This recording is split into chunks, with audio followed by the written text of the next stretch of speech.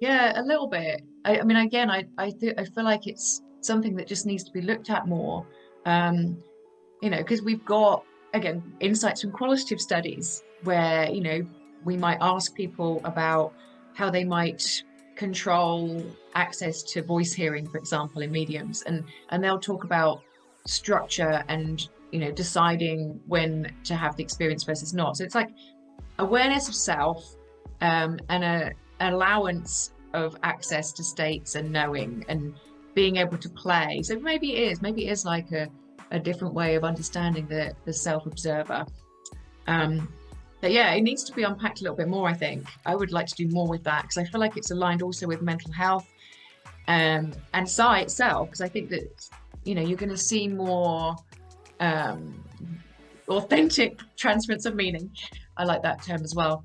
When people are able to control their minds a bit more and not be just overwhelmed with information or jump straight to, you know, definites.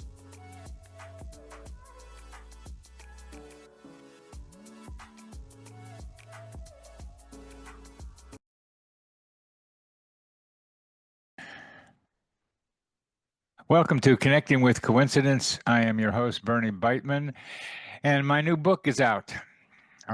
It's called Life Changing Synchronicities, and they're stories of meaningful coincidences in my life and the life of many of my friends. And this story here isn't in the book, but it's the same kind of thing that I describe in it. I have a friend, a 50-year-old woman who thinks she's 32 and knows she's 6 years old. And when I said you're 6 years old to her, she said, so are you. So we have the friendship of being in elementary school together, even though we look a little different from elementary school kids. And we have quite a nice connection. And she's now 12,000 miles away, and we've been communicating in various ways, email and others, TikTok.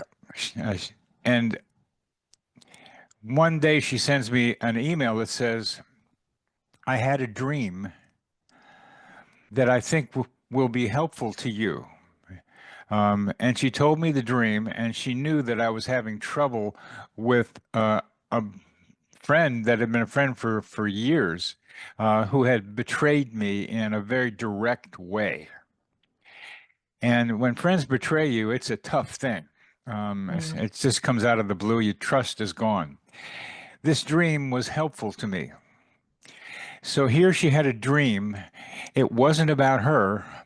For her, it was maybe a help for me. And there it was. And it was helpful. That was a kind of meaningful coincidence that I'm not very used to experiencing. A dream where someone else's dream helps someone they know.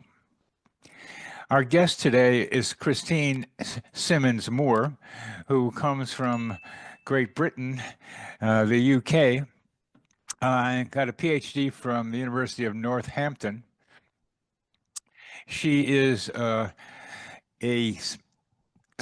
professor of psychology at the University of West Georgia, and she studies exceptional experiences. I mean, it's remarkable that someone could be doing teaching at a university about exceptional experiences, parapsychology, transpersonal things, and she is doing that.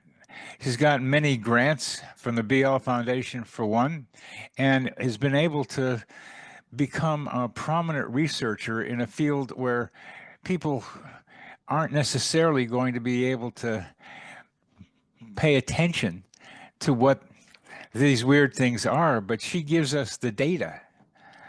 She gives us the numbers. So you'll be able to hear from a real bona fide university professor of parapsychology, I'll say, of exceptional experiences more generally. It's just an easier word to say academically. And we're going to hear today a student of exceptional experience who has organized our thinking about how to think about them. So welcome to Connecting with Coincidence, Christine. Yeah, it's great to be here. Very excited. It's been a while since I've actually seen you, so yeah. It's been a while. You, Yeah, it for some reason, has. for some reason, you didn't look the same as before. I don't know how that happens. It's weird, isn't it? It's a strange thing. So why don't you tell us what an exceptional experience is? But I like the term exceptional experiences because it's neutral in terms of how we might explain it, and it goes in terms of people's meaning making. So I think that's quite relevant to this podcast. The term is from the group in Germany, the IGPP group, Martina Belz and Wolfgang Fag. I think that's how you say his name, Fag. And they developed a model that's phenomenological, and it organizes experiences, anomalous experiences, according to the ways in which they challenge our understanding of reality. So they've got experiences that are about, um, anomalies in how we experience the self. So things that happen internally. They've got a category whereby there are anomalies in how the physical world and the body work. And those are called external phenomena. And then they've got dissociative phenomena, so a whole range of experiences that are about altered states of consciousness and, anomalies in the ways in which we experience selves and multiple selves. And then the fourth category is coincidence phenomena. So, looking at a range of anomalies in terms of people's meaning making and, making connections between what's happening inside and outside and all the other things. And what I love about it is that you can put all of the traditional parapsychological experiences into the model. So you've got extrasensory perception, you've got psychokinesis phenomena like mind matter interactions, you've got mediumship, ghost type phenomena, but it's just organized according to how people experience rather than whether they're actually real or not. So yeah, I like it because we can look at experiences from multiple perspectives, which is where I come in because I love hearing people's stories. I love looking at the correlate correlations, like individual differences in particular, and states of consciousness between, like with experiences. But I also love doing experiments where we look to see whether there is actual, evidence for ostensible phenomena as well. So I think it allows for that. And it's neutral language as well when you are talking to, people outside of parapsychology, because everybody has an experience, whether you explain it normally or paranormally or however you explain it, they're still having them. Yeah, that's why I use the term meaningful coincidences when I can instead of synchronicity, which has a lot of ambiguity around it. A meaningful coincidence refers to precisely what happens, a coincidence that people bring meaning to, as you're beginning to talk about. Now, you like to hear people's stories. You heard a Yeah. story from me at the beginning about a Yeah. dream and then how it applied to me. How do you go about looking at an exceptional experience like that?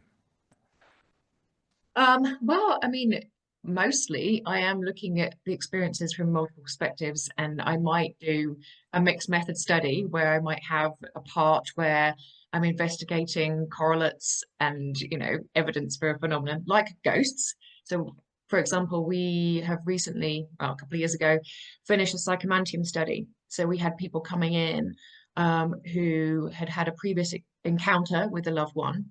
So that's the first instance. They filled out a survey. They come in and then they engage in the psychomantium. We looked at lots of different correlates of the experience. But then afterwards, I asked them about what happened when they were in the chamber and how it related back to their experience out in the real world. And so a lot of my research has focused on, I suppose, like phenomenological approaches and thematic analysis. So I've done a couple of studies where I've used IPA, which is a phenomenological approach, and also thematic analysis, just to try and sort of make meaning.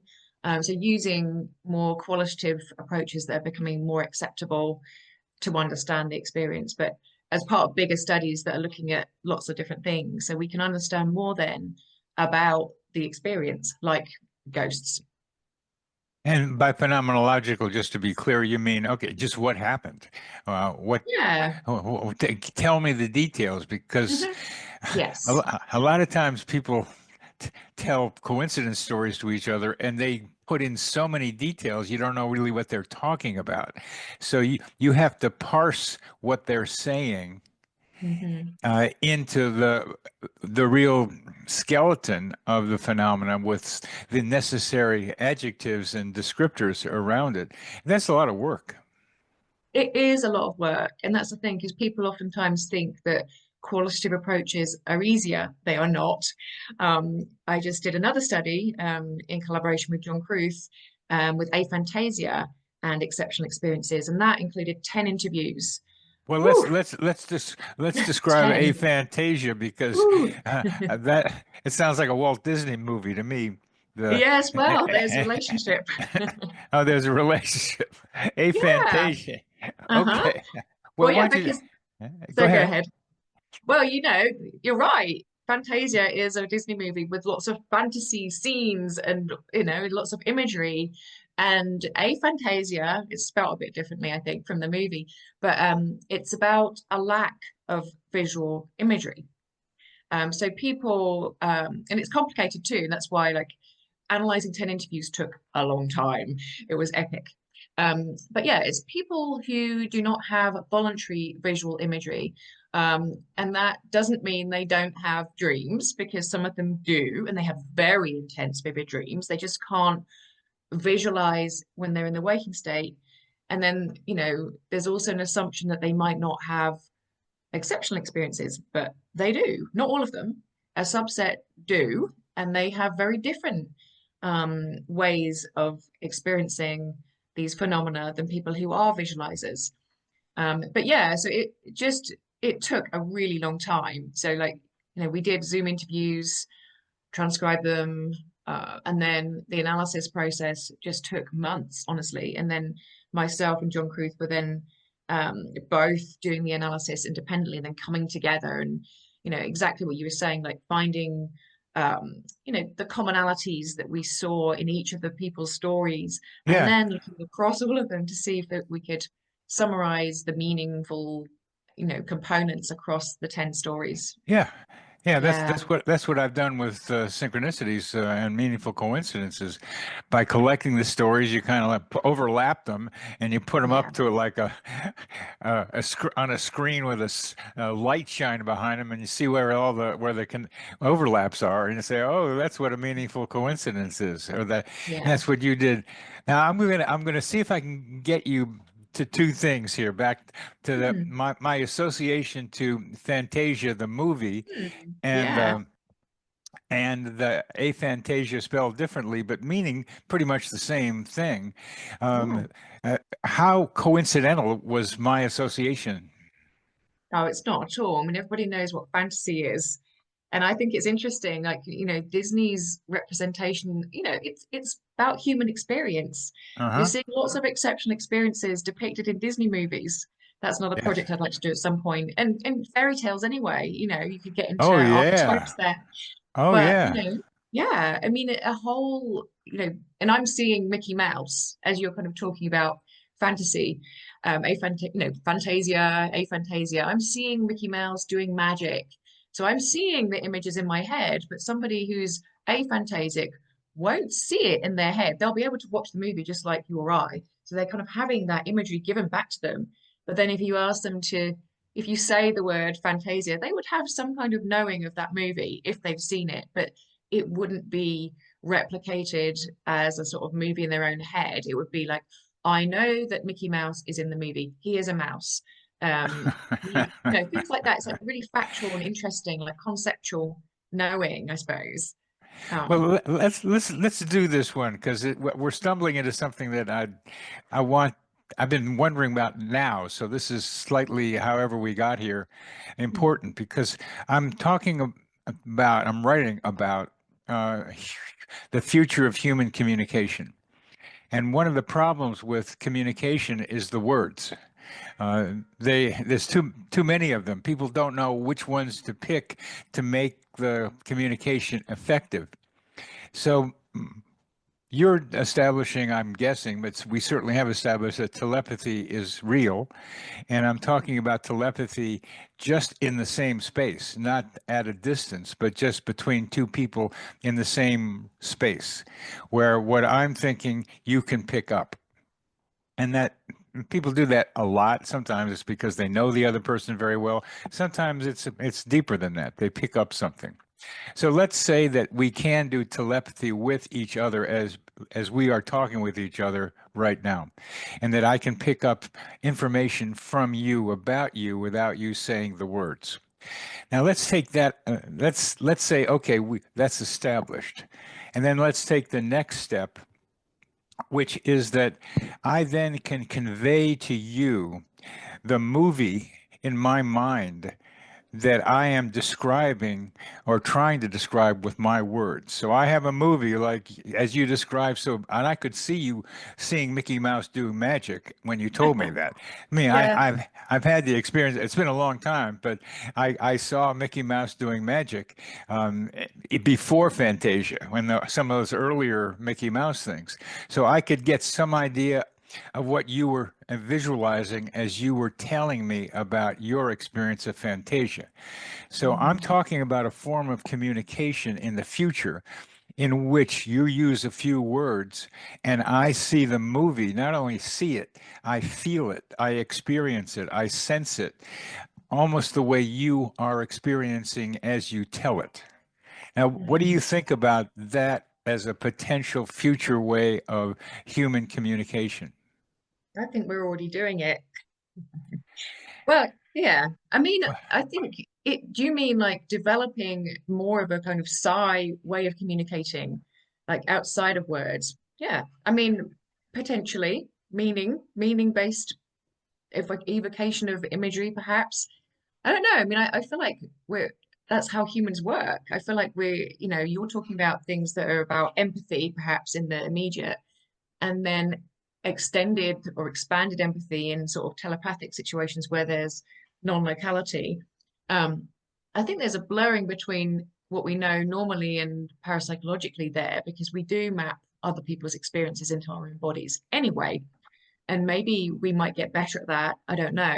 Because there's studies in, social neuroscience where they're having people co-create a story at a distance, and there is a sort of connection between the brains that's I think the researchers aren't parapsychologists, but they call it like an uber brain. Like they become more connected because they're engaged in a meaning making process, and that's normal psychology. But I think something is possible that looks like that, where they're not necessarily talking on the phone. I think that is possible, but I think it's happening now, with some people, perhaps some people more than others now, and people who are more connected with each other, through what we understand by normal empathy. I also, so it is happening by the phone, and I'm talking about people who are actually using words with each other, just because the Yeah, words become ways to climb into the mind of the other person. They're like yeah. stepladders or bridges. So Mm, you learn to be able to talk more slowly and image more accurately or clearly as you are speaking so that the other person can climb up those words into my mind and see the movie that I am running. Not just see mm, it, but if the empathy is so important to be able to feel it. mm. Uh, Hmm. so you're saying that's already happening. Research is already showing that people can do that with each other. Yes, I think it is. Like relatively recently in mainstream psychology, and I think in parapsychology, it's being shown to a certain extent. But yeah, maybe what you're saying as well is that maybe words are a bit limited, and there's something about direct knowing. I don't know. So I think maybe sometimes people could directly access the meaning with other stimuli as well. Maybe through art or images that they're seeing. I don't know, because there's also evidence that um, you can brain image somebody who is, sorry, you can scan the brain of somebody who's creating an image in their mind, and you can sort of then work backwards to sort of recreate what they're seeing. and I don't know whether this has been done yet between different brains at a distance, but I wouldn't be surprised if eventually you'll be able to do that with a sort of psi-like study because they're doing it with simple stimuli like pulses and flashes of light, and that's been happening since the 70s. Um, but yeah, I think we can definitely see this kind of process happening. Well, if we can, I think it's vital for the survival of humanity to be able to communicate more effectively than we do now, not just Mm, with words, but pictures and feeling, so that yeah, I can say I know what your experience is, and you can know that I know what your experience is. yeah, yeah. I think that the problem is people aren't really connecting empathically with each other. And but I think if you can, encourage those kind of connections, you would see more authentic transference of meaning between people, Very good. perhaps. I mean, you just found that phrase, authentic Mm, transference of meaning.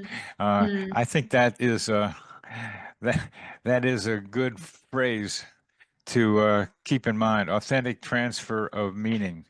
And mm, the dream that I told you about at the beginning was an authentic transfer of meaning indirectly. She had to tell me mm, about it. I wouldn't have known about it otherwise if she hadn't told me. And she mm, had to believe that it felt more about me than about her. hmm. Now, what do you think? How does that fit with? I just would like to hear how you comment on it because I think it's part of the future.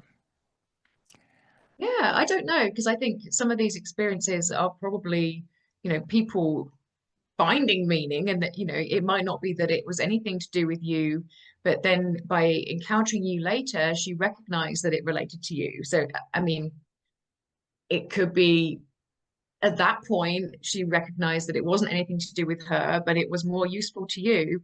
And maybe dream imagery does have some kind of archetypal meaning that would be relevant to other people, even if it wasn't originally about being connected to you. Because I don't know how well you know this person. Very well. We are Okay, we well, are we yeah, are deeply connected, and she knew that I had was having trouble with this okay, friend. She knew that before she had the dream, and I had been telling her about it. So she was being empathic with me because she understood what I was talking about. okay. And so this was for me, this was a way that she was communicating help to me. Hmm. Well, I think that's quite beautiful. And in which case, like she is probably dreaming about your experience, whether it's her sort of working through the scenario with her unconscious and then, more normally sharing it with you. It doesn't matter because it had the end result. Like you're connected. She's dreaming about something in a way that is really therapeutic for you. And ultimately it led to a life change for you. So I think it doesn't matter whether that's kind of normal or paranormal or somewhere in between, but it's definitely a meaningful coincidence.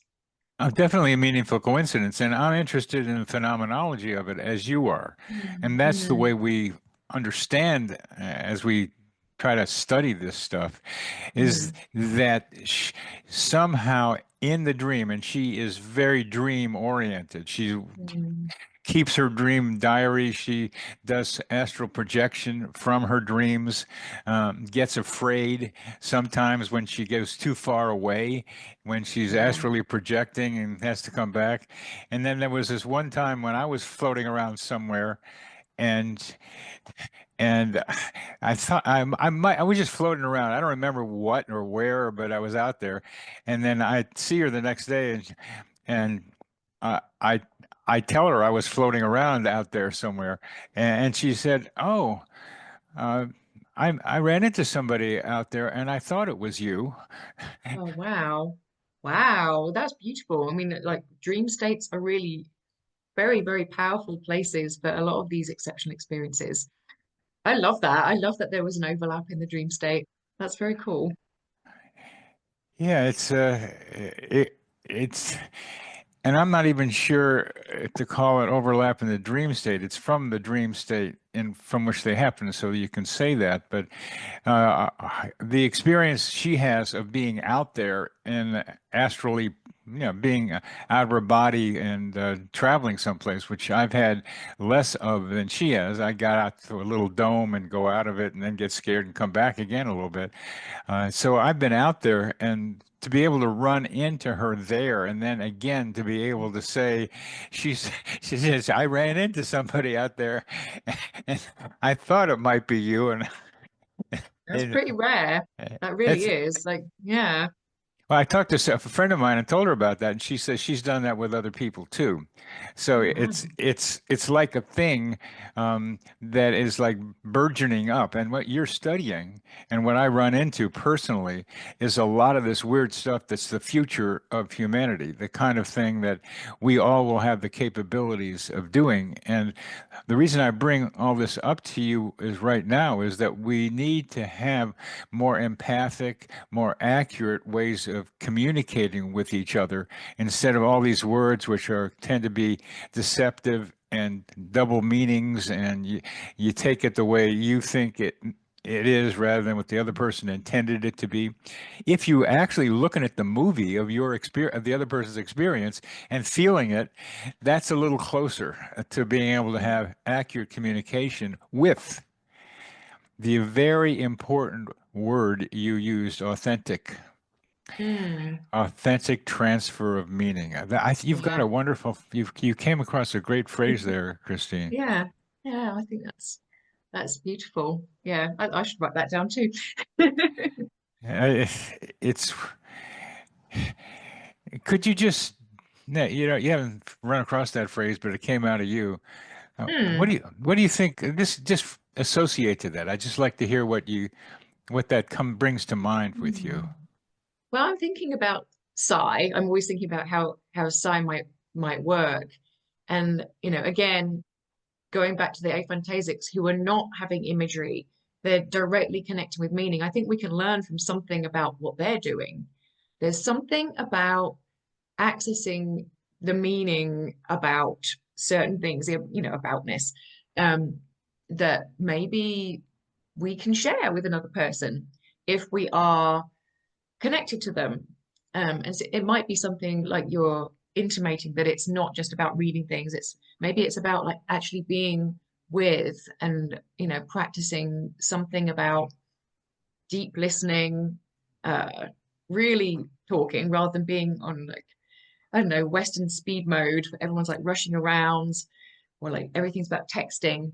But yeah, maybe if you can be in a place of connection with somebody and then you move away, that connection continues.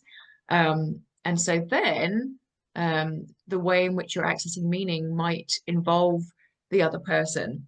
And certainly, well, things, yeah, involve things that are meaningful to you. And then if you're connected to the other person, then their meanings are more available to you as a kind of direct way of knowing. And then for some people, that's going to play out as pictures. But for other people, it's going to be, okay, I just know this. And then even for the same person, it might be different things at different times because different times, different states of consciousness are associated with different types of knowing. Um, but yeah, I think there's something about psi that is about, the information that is yeah, it's something that is behind the picture. It's what the picture means. Although we've got to be careful because in sci studies, it's really easy then to kind of go too far down a rabbit hole in terms of what you think something looks like and what it means. So that is it's difficult um, because it's very easy probably to then end up with a different interpretation of the authentic meaning. Um, yeah, so I think people who would be able to get deeply connected, but also people who are more tolerant of ambiguity are going to be those who can do it. Because like people just want to jump straight to one thing rather than another. That's not maybe it. Maybe it's sort of being in a place of ambiguity, and that might be about being more content with playing with altered states as well as cognitively it's okay just to not know and to be happy in shades of gray rather than okay it has to be this or this. I don't know if that makes any sense. I'm just sort of thinking and talking as we're sitting here. Well, that's what I was asking you to do, and I'm so glad you Mm. did. Mm, And you just again said something that's very important, which I think is more broadly known, is that people think in this or that, and think in mm, polarities. It's either this yeah. or that. And I'd like to use the 80-20 rule, that which 80-20 rule means a lot of different things, but in medicine it was 20% of the people use 80% of the medical costs. Uh, Mm, Other ways is 20% of what you pack in your suitcase when you go on vacation, you don't need. It's just mm, need the 80%. So when we make statements, particularly these declarative statements like that, this is mm, the way it is, mm, the 80-20 rule should be applied because 20% of it might not be right. It could be right. 10%, it could be 30%. So when people look at the Ganzfeld or the image that we're talking about here and have an interpretation, it's going to have to recognize that there's some gray areas that we're not going to Mm, know. And yeah. that's part of what I'm seeing is needed for the future of humanity in our communication and our understanding of reality, just what you were saying. Mm, We have to tolerate, we call it ambiguity, call it the shades of gray that are so much a part of the polarities in which we're currently existing. yeah. No, I really think that it's important to nurture that, but people are just also wired differently because you have people that are much more biologically wired to be more boundaried, and other people who are more fluid in how their whole systems are wired. But I think that there is scope for people to become more boundary thin, even if they are sort of more thick boundaried as they're wired, because experiences change us. Like we are plastic. So I think there is, because like you could say, oh, well, this is my personality and this is how I am. Not Well, necessarily, because you I can know train to I be. know too many people like that. Uh, Yeah, I know. I know. Too many people like that. Now, if you were just to answer this, what's the profile? What's the profile of someone who could do this tele-empathy idea that we had been talking about earlier? Where, what's the profile of a person, which includes a tolerance of ambiguity or willingness to see gray? I think curiosity is something that you've just mentioned that's so important, which goes with the big five personality trait of openness as being so vital to all of this. So openness, curiosity, a willingness to see things in a continuum as well as polarities. What are some of the other characteristics you think would make people more open, more willing to be to say, yeah, this is happening, and I know I can be this way, but I haven't tried it. Mm. Also, there's a lot of characteristics of somebody who is more transliminal, but it's not just that. Um, it's and boundary thin. There's like all the different measures that look like something similar, but it's not. I don't think it's that in and of itself. I think you're right. It's curiosity, it's play, playfulness, and I'm going to say metacognition, like being able to jump in and out and see things from multiple perspectives. It's not just a kind of liminal way of being. I think that's part of it because, we see individual differences in transliminality and boundary thinness and all of that. But Please define transliminal. so a transliminal person is somebody who is, I mean, essentially more porous to psychological information. So you are going to be more sensitive to um, information coming from your body, from your unconscious, from the physical environment, but also socially, and then potentially psychically as well. Um, and that's kind of my version of Michael Thalburn's definition. But I think it's about how, yeah, sensitivity and how connected you are with yourself, and a greater likelihood of having more liminal experiences. And it relates to the boundary thinness construct, which is about how we experience the world, and whether we experience the world in shades of grey or in more binary sort of black and white terms. But it relates, to your body and your brain and how you are interpersonally.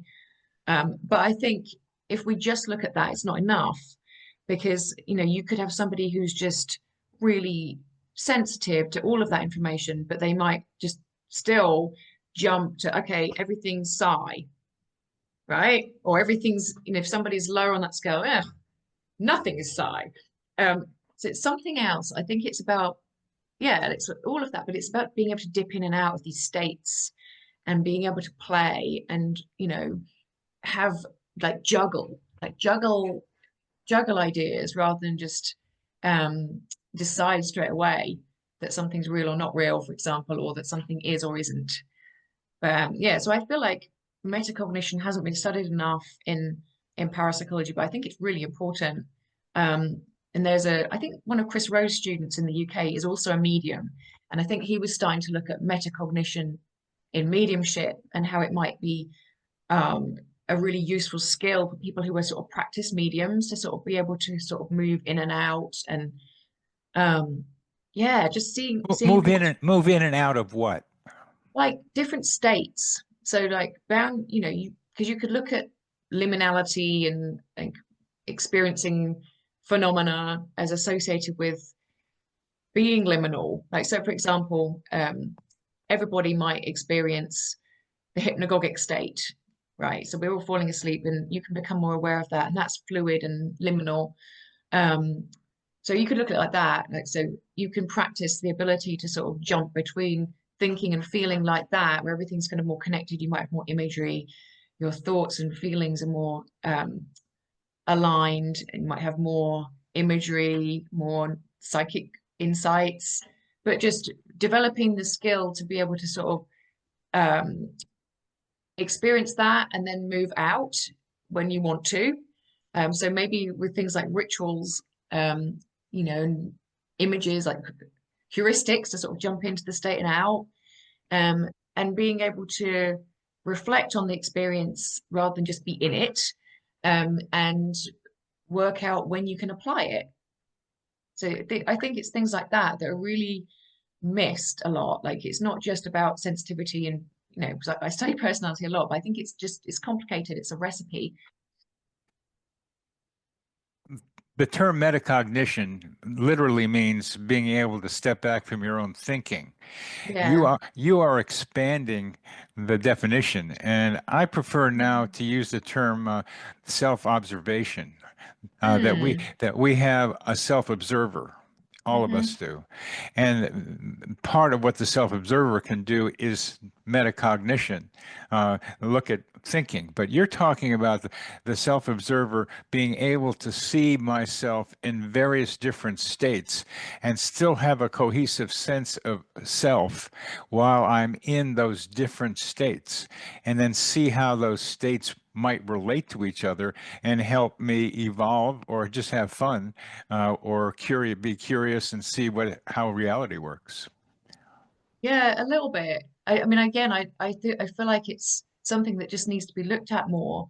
Um, because we've got again insights from qualitative studies where we might ask people about how they might control access to voice hearing, for example, in mediums, and they'll talk about structure and deciding when to have the experience versus not. So it's like awareness of self, and a allowance of access to states and knowing and being able to play. So maybe it is like a different way of understanding the self-observer. Um, but yeah, it needs to be unpacked a little bit more, I think. I would like to do more with that because I feel like it's aligned also with mental health, and psi itself, because I think that you're going to see more um, authentic transference of meaning. I like that term as well. When people are able to control their minds a bit more and not be just overwhelmed with information or jump straight to, you know, definites. I think it's, Yeah, yeah, this is dispassionate observation yeah, without judgment, yeah. without emotion, but Hmm. I'm in this state and that state, and from another state, I can see these two states, or I can be in a regular reality state and know what happened in this other state, and I could observe them. And observing them is what metacognition is about thought. But I think it's Mm, important to have a broader term. That's why I use the mm, self-observer. And terms are very important in all this. mm, mhm. That self-observer is this dispassionate, non-judgmental witness. People have lots of different words for it. But I add to it its analytical function. The self-observer has an analytical function which you can activate or not. And then it has a triggering of action capacity, an activator. Yeah. So the transitions among those three different aspects of the self-observer is an important thing to be able to be uh, capable of. And now I'm going to see what happens when I ask you this. What we are talking about, Christine, is observing the self-observer. Yeah, and maybe that's about mindfulness. I don't know. Maybe that's another term that we could use. Maybe if there's a new term, or maybe it's a family tree of things. Yeah, observing the self-observer. You are witnessing, but it's control as well. I think it's a construct with different things. But as we're talking, I'm thinking it sounds like mindfulness, Well, we're going to you have know? different terms for it, and Yeah, I mean, I'm I'm using self-observer, just trying and seeing how you hmm, react to it, because yeah, what I'm could seeing be. is you have your way of thinking about things. You, you, Yeah, you and it took a couple of bounces for you to get to authentic transfer of meaning as a good yeah, idea. yeah. I had to keep doing that a couple of times with you. So you're a hard sell to some degree, because Probably. you need the data. Okay. I And do I'm need gonna, the data. Yeah, I want to see like how it comes, how people are talking about it. So I feel like we can't say yet until we've done more research, but I feel like it's rich, and we should be talking to people who are doing this, like who are healthy experiencers a little bit more. Like, what's going on with you? Like, how are yeah, you, yeah, like what is going, and then maybe from there to develop what's going on. Because I think that there are these different ingredients that we've both been talking about, and they're all relevant. But I mean, I'd worry that we'd lose something with some terms. I mean, even metacognition is dry. I mean, if you look at it's the very term, dry. Yeah, really dry, and it doesn't really sort of get the dynamic nature of yeah, consciousness, and it yeah, doesn't. It's like, ugh. So I like yeah, the observer of self, but I also feel like there's something about control that is sort of tapped by metacognition. But yeah, yeah. yeah, It's a subset of self-observation. yeah, The yeah. ability to move it around. Hmm. So that, yeah, you're absolutely right about that, and I hadn't clearly thought about that. But there's got to be some way to move the self-observer around, and where is Mm. the mover of the self-observer becomes a really important question. It's just, and you've just raised it, so uh, that's a very good point for me. So thanks for that. I'm gonna we have some time left, but I want to try something else out on you because this is fun. Uh, what we were talking about today is helpful for what I'm writing about right now. And what I'm writing about now is the introduction to my next book, which is Psychotherapy for the collective human organism. Oh, wow. Psychotherapy, collective human organism. Love it. It's thank you. It's a little bit of a challenge, and a lot of a challenge. So one of the things I did was use ChatGPT to help me write it. And I got into the question of metacognition with ChatGPT. Do you have metacognition? It said yes, I Who did do. it? It can do it. It makes it's an algorithmic thing, but it can observe it. So I noticed that it had characteristics of narcissistic personality disorder. ChatGPT did. It's very confident, even if I confront it that it's wrong. It says it's still right.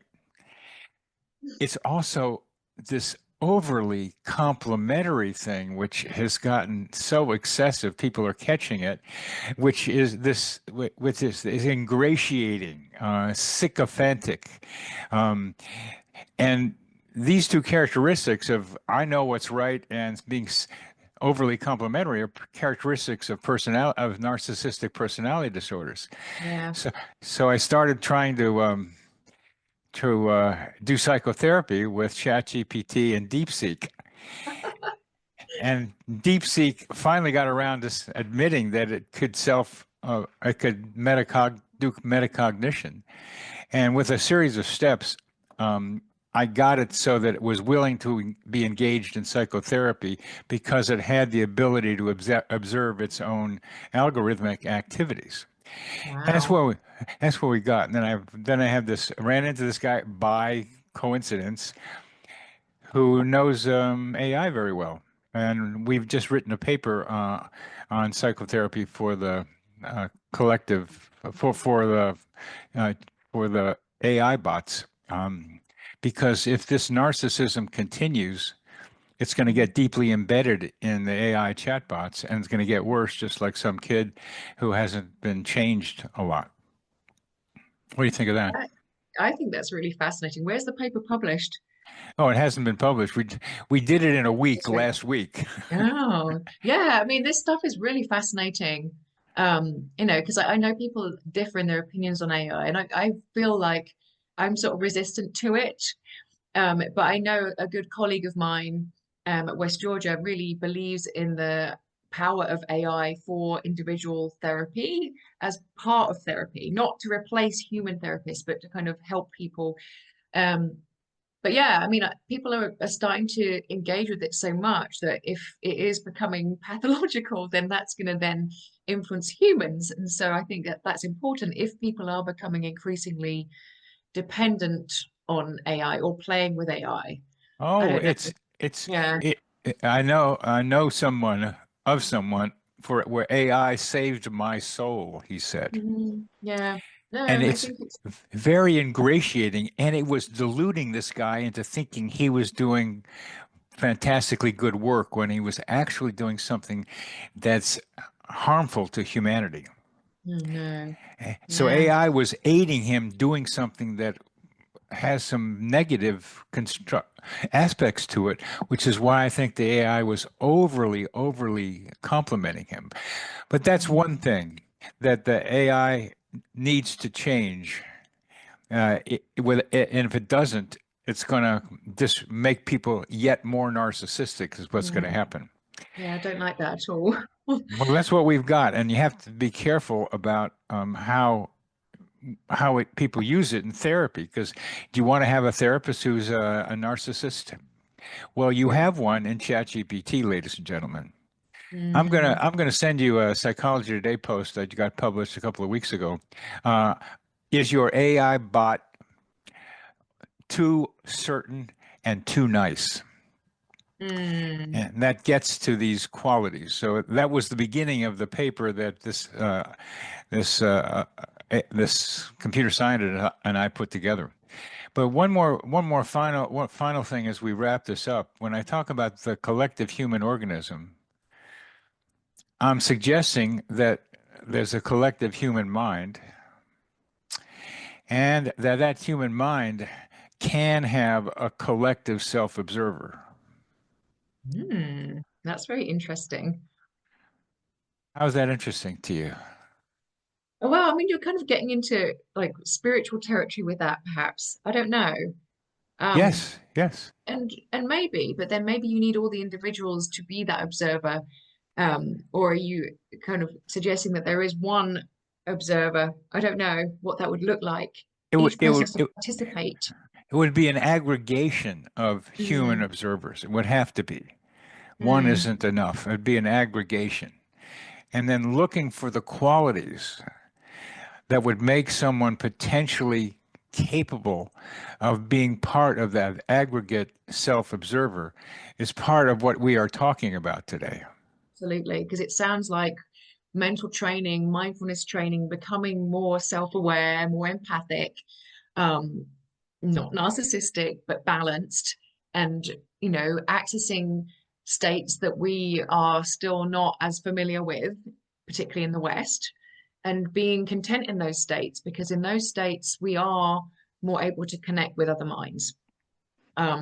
So yeah, I mean, I think that there's possibility in that. Like where I get depressed is where, we focus on the other when, because we talk about potential and how people might become more um, healthily boundary thin.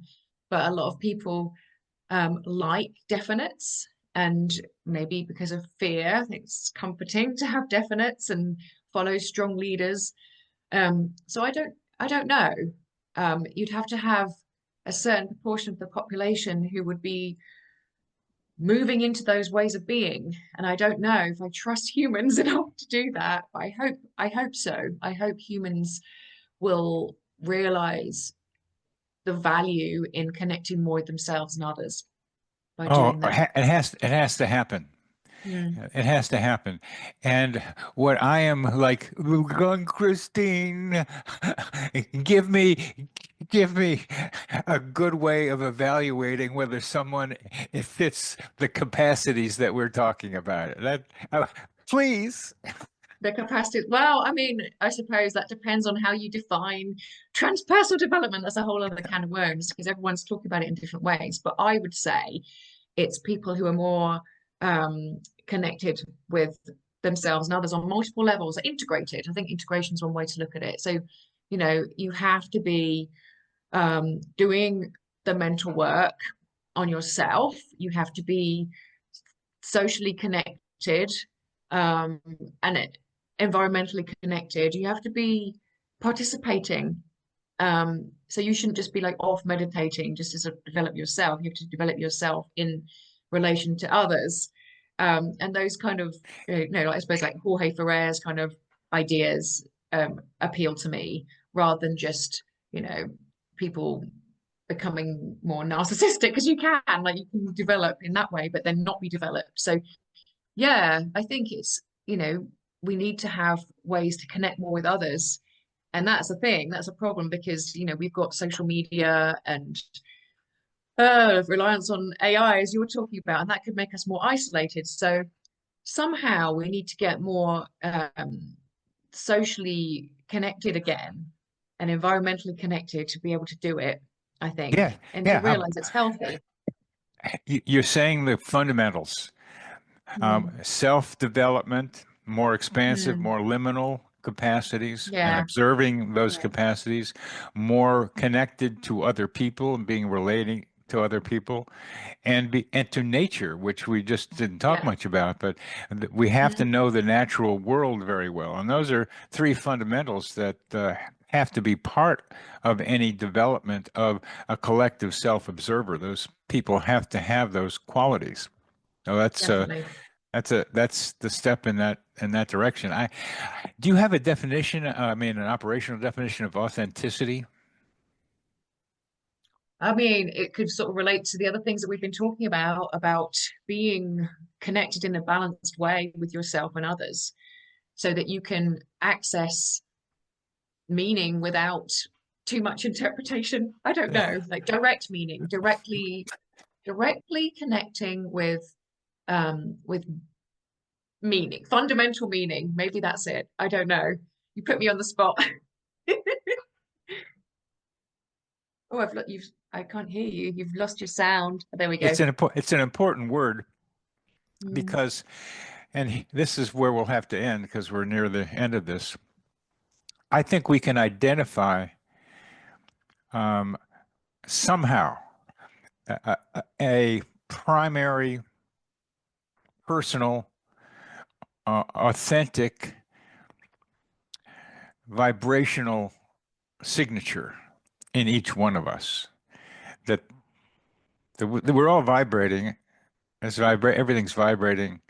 We're vibrating, and we have within us an authentic, real, what our vibration thing is, which can then be resonant with or harmonic with other others. people, others Mm. who are also able to be in that resonant, that authentic,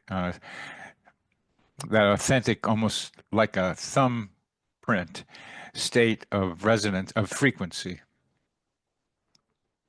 Yeah, I mean, I I don't know if I'd use the same language, but I can definitely agree because what I'm picturing is, yeah, like somebody who just accepts themselves and they're, not repressing anything personally. So you have to, there's a self kind of connection and then you resonating with yourself. And then once you've like accepted yourself and integrated, then you be more able to kind of connect truly with other people and the environment. And then it sort of works um, outwards like that, sort of different levels of integration, maybe, and the, connection. And Yeah, then the flow of information is going to be more easy. I suppose yeah. I like to think about it in terms of fractals and like fractals resonating with each other. And then, then you've got this kind of more connected system. Fractals are so important in all this, and we're not talking about we're gonna end, but I know.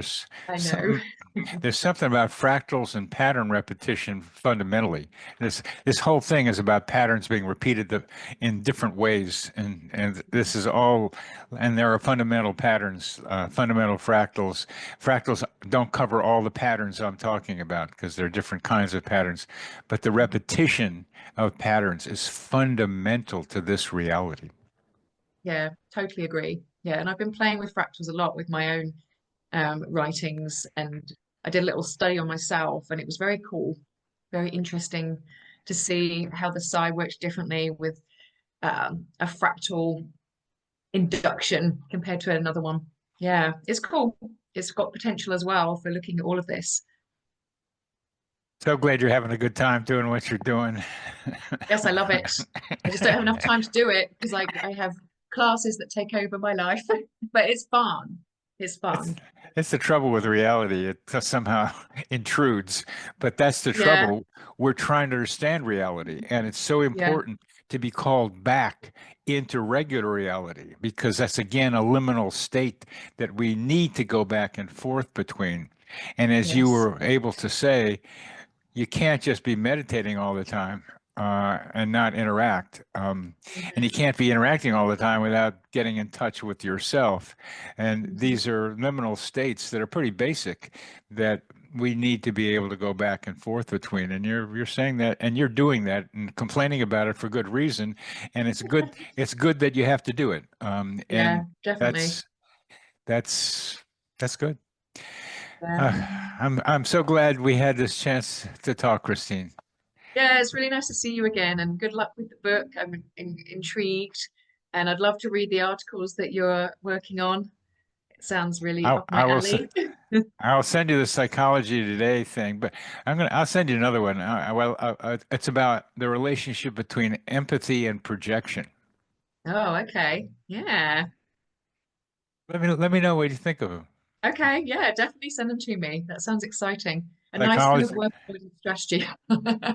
Say it again. I'm sorry. Another work avoidance strategy, so I don't have to grade. I'll be doing a different work. It will just inspire you. Yes, it will. It'll Excellent. make you think, which you love to do. I mean, that's Yes. right. You love to think. It's just the way it is. And you're curious. Yes. So, okay, it'll do that. So it'll help you. It'll help you with the grades. Thanks. Thanks. Excellent.